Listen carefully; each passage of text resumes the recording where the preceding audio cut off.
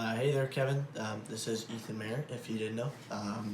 This is my final project for Social 20-1. Let's get into it, I guess. So we'll start with question one. Briefly explain all of the different nations you feel a sense of belonging to and why. So when I hear that, there's two major, well, not major, sorry, there's two nations that come to mind, South Africa and Canada. I don't really have connection to others other than, let's say,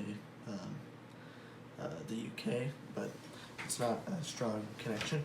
The reason I mention those two countries is because my family, like most, probably 90% of my family is from South Africa, and the rest is pretty much me and some cousins. Reasons why I feel a connection to those countries. Well, so first for Canada, I was born here. I am, I have family that farm. So I kind of admire the geography of Alberta, at least, Canada as well, but mainly Alberta.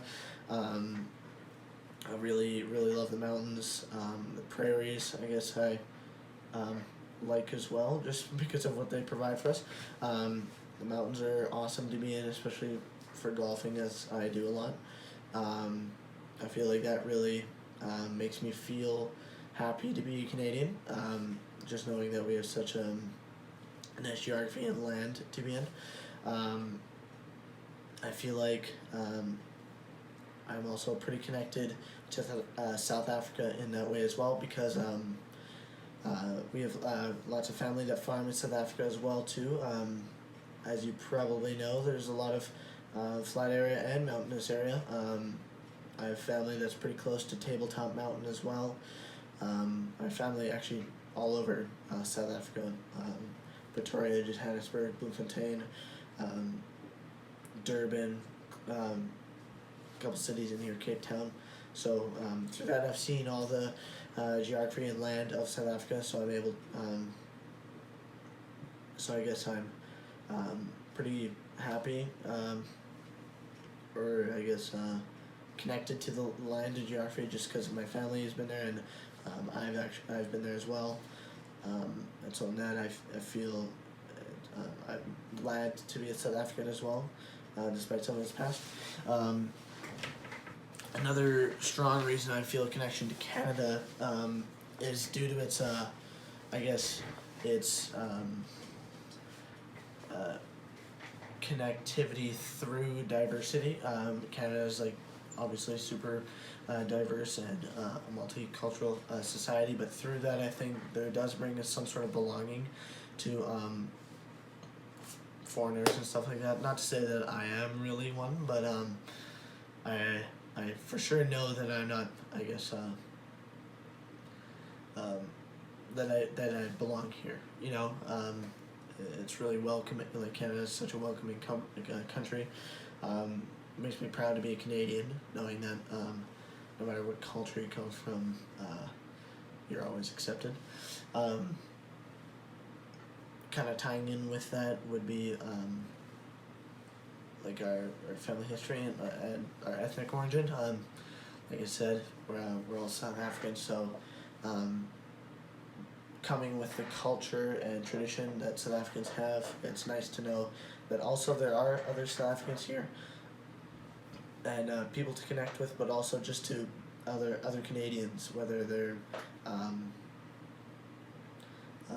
foreigners or, I don't want to say true Canadians, but Canadians that have been here for a while.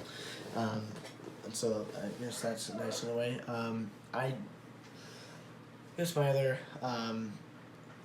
strong connection to Canada would be its civic nationalism. It's nice to know, and I guess it's kind of a change, I guess, from South Africa. South Africa, I guess, it's pretty damaged because of the apartheid, and so that kind of leaves a bit of, I guess, animosity in the air and stuff like that. And so it's hard to be a civic nation when you've got you still have racial issues and um, especially like sometimes there's a bit of government corruption. I don't want to say that like it always happens because it doesn't, but that for sure makes me proud to be a Canadian just because of everything uh, and the democracy that Canadians have. I guess we're able to express our ideas, our voices, our opinions, our standpoints, and all of that in a free kind of way. So that's kind of how I feel connected to Canada that way. I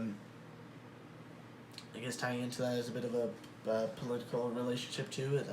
Like I said, South Africa has not had the best government at times, other than Nelson Mandela, and so coming to being in Canada, although I've never lived in South Africa, I've just heard secondhand all of the lifelong stories of issues in South Africa, and so then again, it's nice to have such a democratic and free society where our voices are fully heard and decisions are made in the public's best interest. I guess that's mainly my connection to Canada and South Africa. Yeah, so that's question one. Okay, and now for question two. Explain how conflicting nationalist loyalties have shaped Canada and how should we address future conflicts. So, I guess two case studies come to mind. I guess the Oka crisis is a good example of conflicting nationalist loyalties with the First Nations, and the referendums held by Quebec in order for them to be sovereign to Canada. Those two nationalist loyalties are good examples of conflictions between Canada's loyalties and theirs. So these, as we've seen, have shaped Canada to help it grow into a better multiculturalistic society that we are. Like with the Quebecan crisis, or not Quebecan crisis, but the referendums and such. We've there have been multiple in the past. However, I think Canada's grown and tried to maintain those relations better than we have in the past, and that's why I guess not that it's completely gone, but that referendums or uprisings haven't been so aggressive or present, I guess. And especially with the First Nations, the Oka crisis, a terrible crisis, right? And so I guess through that we can see the First Nations loyalties and their connection to the land, and so I think through that and some of the past crises like that, the residential schools, we can see that Canada is growing and shaping itself to honor, I guess, and respect its history, mainly concerning the First Nations, and to be better accommodating and or just better accommodating to those loyalties. I guess in general, the way it's shaped Canada is just we're just developing a multiculturalistic society that we are, but also as people and a government too, I guess, we're also becoming more accepting of these needs, I guess, or loyalties of these affected groups. How should we address future conflicts? I think Canada's doing a good job of this, but like we saw with the Oka crisis, that took 90 days or so, right? And so, that's a long time for that sort of conflict to be going on in Oka. And so I feel like an improvement for Canada would be to respond faster, um, and I guess maintain better relations um, with possibly conflicting loyalties to prevent future issues as well. So yeah, with that, I feel like those are the main things that Canada should work on, but also some of the good things that Canada has been doing. So yeah.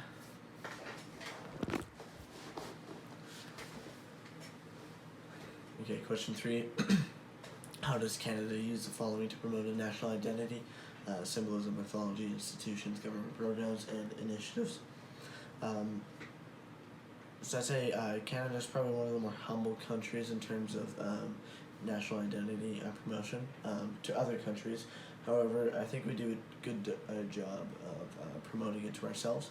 I think we're especially good at that through symbolism, mainly through Canadian accomplishments. So a good example is sports. We're really good at hockey, and we can see that Canadians are really proud of who we are when we've accomplished something in a sport. So, like, an hour ago, the Raptors won the NBA Finals for the first time in history, and Canadians are going crazy across the nation. So, I think that showcases our pride for our team and for our, but our I guess also our pride for our country, I guess. Similar with hockey, we usually do pretty well in hockey, so anytime we're in the Olympics or the World Juniors or something like that, everyone knows and everyone's really proud of where we've gone, and if we win, everyone's kind of freaking out. So I think that that does a really good job of promoting our national identity. I'd say there's a lot of mythology around, or there's not as much mythology around Canadians, mainly just kind of like stereotypes, but I feel like they're pretty good at promoting our self-interest, our national identity. I know there's a common stereotype that Canadians are really kind and generous, and it's mostly true, right? And so when Canadians ourselves, when we think of that, that kind of does encourage us to do things like that, and in turn promotes that national identity between us and others, right? And so another example, I guess, would be the Canadians are tough. When Canadians, when they immigrated here, when they discovered Canada, when Europeans discovered Canada and made it through the harsh conditions, especially weather, when people thought they would die and they didn't, that kind of gives Canadians a sense a feeling of accomplishment and toughness, right? And I feel like many Canadians do try and carry that with them, which kind of promotes itself amongst individuals and others, right? I think the institutions and government programs and initiatives too are pretty good at promoting our national identity as well. We have a lot of educational institutions, like all our universities, right? We have a much different system than America, but I feel like with many of the scholarships and sometimes subsidizing, it makes Canadians proud of that they're living in Canada, as well as many of the events, I guess, we see, like Canada Day, how we celebrate holidays and stuff like that too, gives Canadians like kind of a sense of national pride, right? Especially like Canada Day, pretty much everyone's always there. We're not quite like the Americans, but we're for sure proud of who we are, right? And so um, things like that do a really good job of promoting our national identity, as well as there's many programs from the government helping with that. I think because of our multicultural, diverse country, when we see things like immigration services and refugee acceptance in Canada, I think that instills a lot of pride in Canadians as well, right? Knowing that we're saving people, but also additionally diversifying our country, right? And so I feel like through all these things, Canada is able to be proud of our country, even if unfortunate things happen or negative things happen. I feel like we're always able to be proud of our country, of what it's done and currently doing. So, question number 4: which issue today do you believe has the biggest impact on Canada's national interest?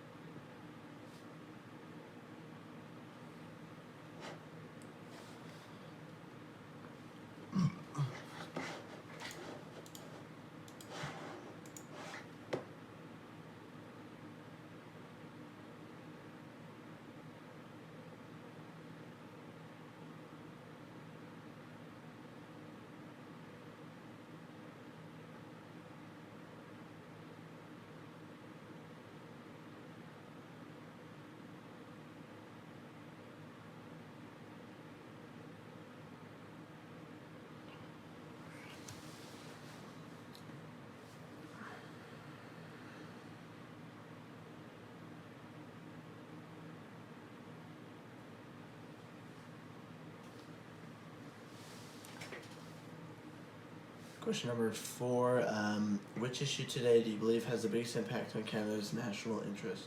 Explain why. So kind of like what we talked about in class, there's like 4 main issues that really affect Canada's national interest. So that's economic stability, self-determination, peace and security, and humanitarianism.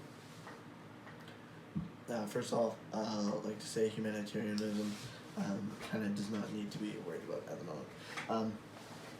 Anyways, I think the biggest issue that can cause the most problems would be economic stability. So, as a country, this is not necessarily individual needs, but as a country, economic stability is kind of the base of everything, right? You can't have peace and security, or at least peace and security for very long without economic stability, right?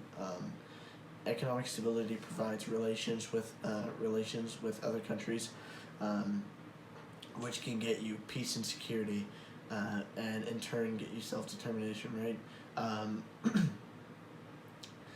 I guess that kind of ties into a global market, right?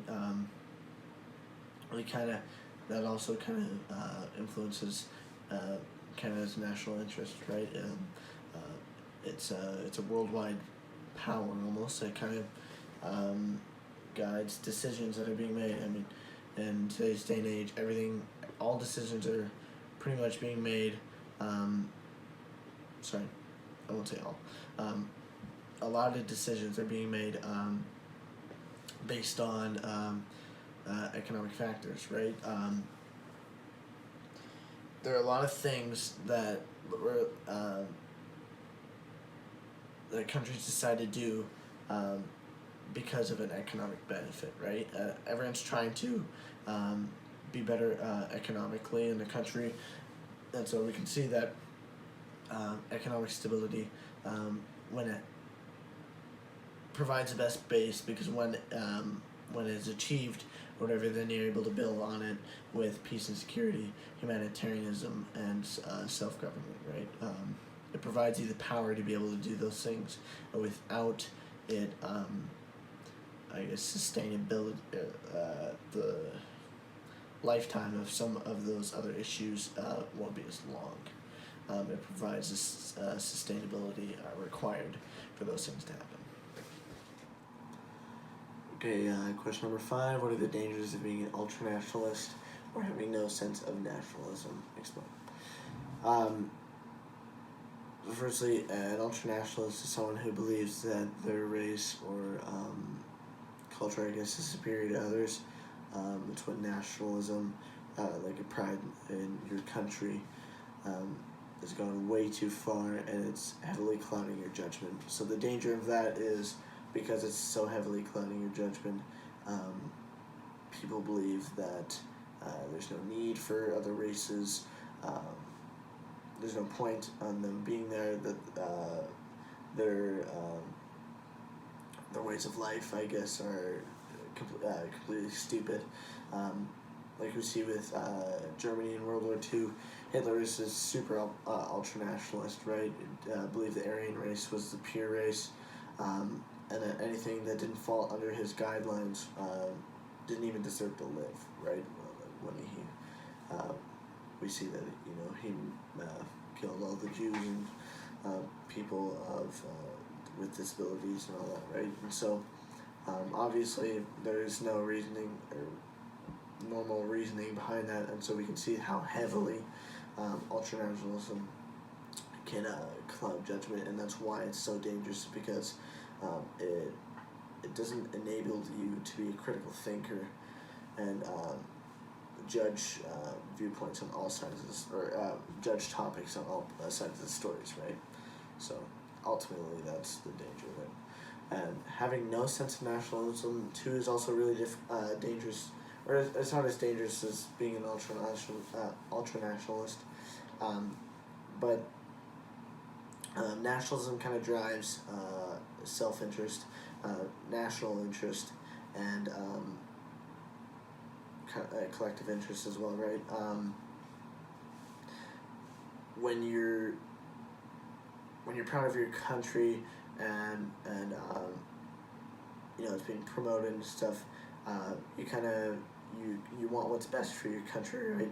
We're not quite at the point where we're an ultranationalist, but you want what's best, so you'll vote, you'll participate in community events, you'll do things for your country or even for your town or whatever that promotes the nationalism, that its image. In order to establish a spot for it in the world, right? However, when you have no sense of nationalism, you can't really progress anywhere. When you have no drive, I guess that's kind of the core of it. When you have no drive or motivation, a country isn't able to go anywhere. You're gonna have no public involvement, no political progression, development, and you're gonna have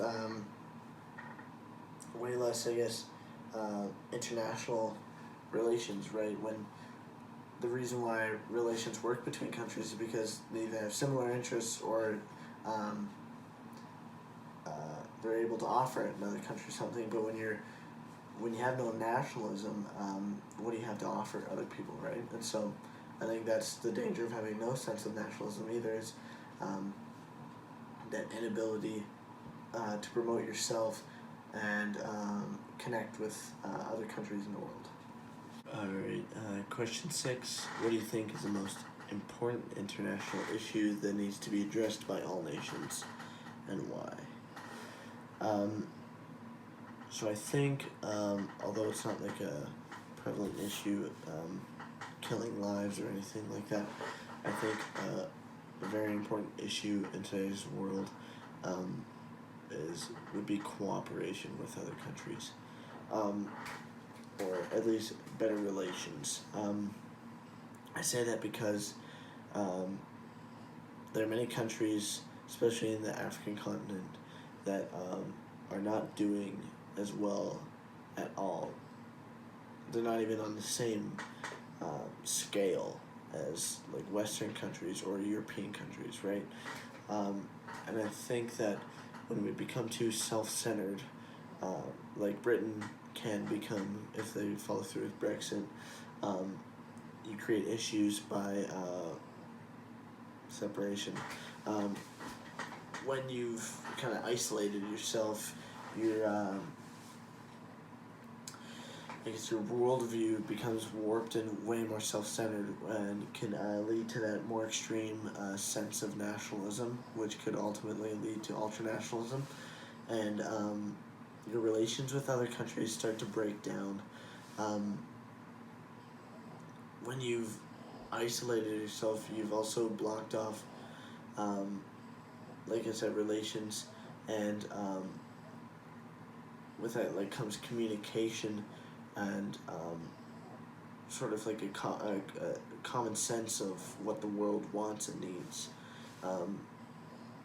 Like an ongoing issue right now would be like environmental issues, right, or human rights issues. When we see countries coming together, for example, like in the United Nations, when we see people like that coming together to try and make a difference, we see that things are accomplished, right?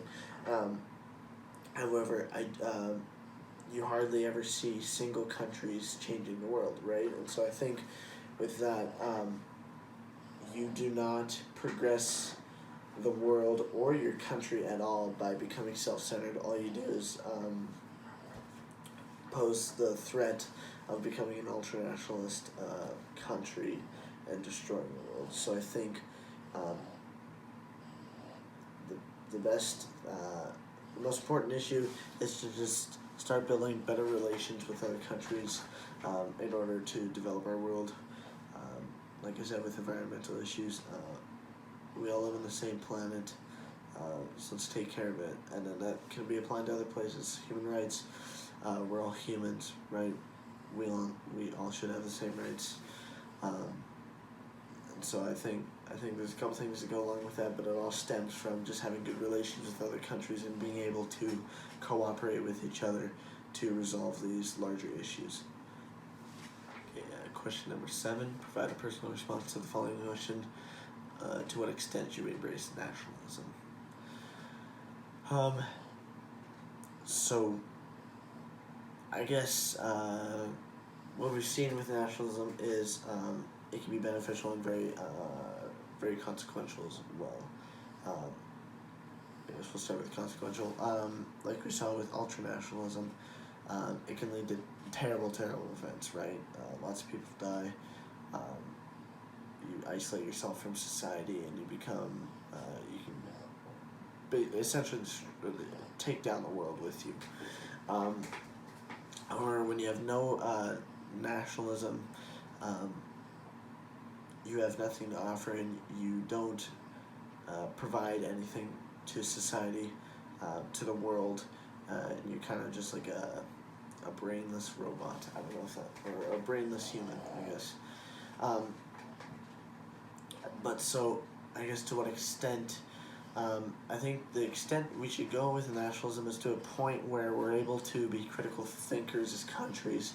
We're able to be diverse enough that we're able to provide other countries different viewpoints to go off of.